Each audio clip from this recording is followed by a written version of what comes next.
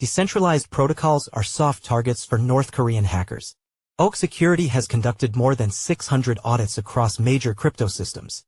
It consistently sees this vulnerability gap. Teams invest heavily in smart contract audits but ignore basic operational security, says Dr. Philipp Fritsche. North Korean hacking groups have been targeting crypto for years. The 2022 $625 million Ronin bridge exploit was an early wake-up call, but the threat has only evolved. In 2025 alone, North Korean-affiliated attackers have been linked to a string of campaigns designed to siphon value and compromise key players in Web3. They've targeted $1.5 billion worth of assets at Bybit through credential harvesting campaigns, with millions already laundered. They've launched malware attacks on MetaMask and Trust Wallet users, attempted to infiltrate exchanges through fake job applicants, and set up shell companies inside the US to target crypto developers. And while the headlines often focus on large-scale thefts, the reality is simpler and more damning. The weakest layer of Web3 is not smart contracts, but humans. Nation-state attackers no longer need to find 0 days in solidity. They target the operational vulnerabilities of decentralized teams, poor key management, non-existent onboarding processes, unvetted contributors pushing code from personal laptops, and treasury governance conducted via Discord polls. For all our industry's talk of resilience and censorship resistance, many protocols remain soft targets for serious adversaries. At OPSEC Security, where we've conducted over 600 audits across major ecosystems, we consistently see this gap. Teams invest heavily in smart contract audits but ignore basic operational security, OPSEC. The result is predictable. Inadequate security processes lead to compromised contributor accounts, governance capture, and preventable losses. For all the money and talent poured into smart contract security, most DeFi projects still fail the basics of operational security. The assumption seems to be that if the code has passed an audit, the protocol is safe. That belief is not just naive, it's dangerous. The reality is that smart contract exploits are no longer the preferred method of attack. It's easier and often more effective to go after the people running the system.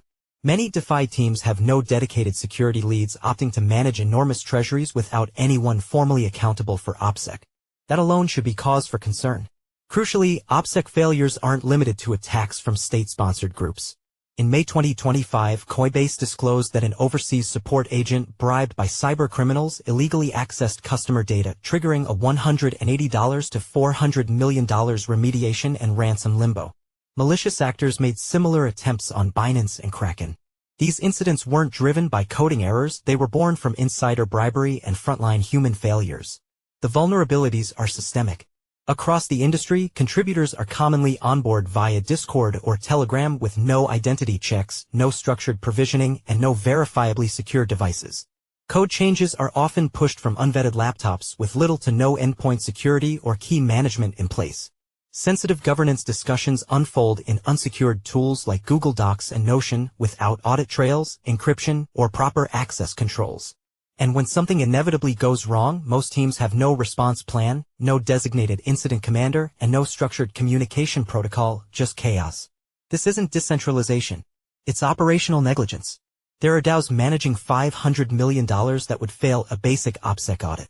There are treasuries guarded by governance forums, Discord polls, and weekend multisigs, open invitations for bad actors.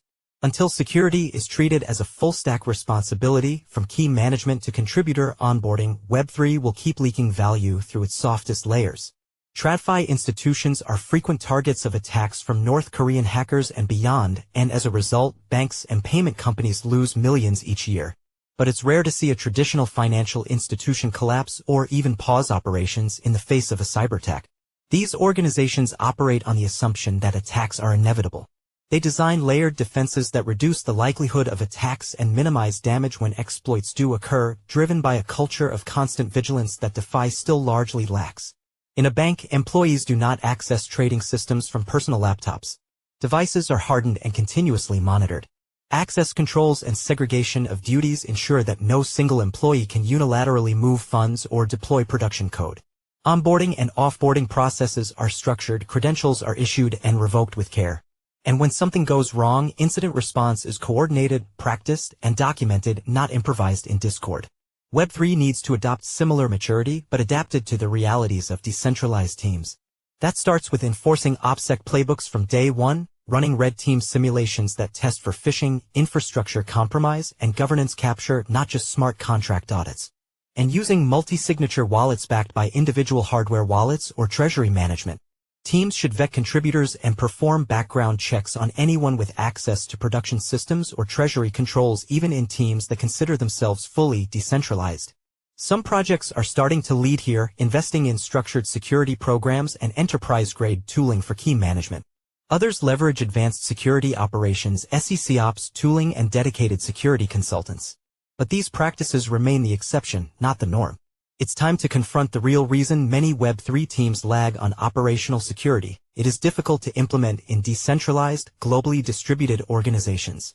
Budgets are tight, contributors are transient, and cultural resistance to cybersecurity principles, which are often misperceived as centralization, remains strong. But decentralization is no excuse for negligence. Nation-state adversaries understand this ecosystem. They're already inside the gates. And the global economy is increasingly reliant on on-chain infrastructure. Web3 platforms urgently need to employ and adhere to disciplined cybersecurity practices or risk becoming a permanent funding stream for hackers and scammers seeking to undermine them. Code alone will not defend us. Culture will.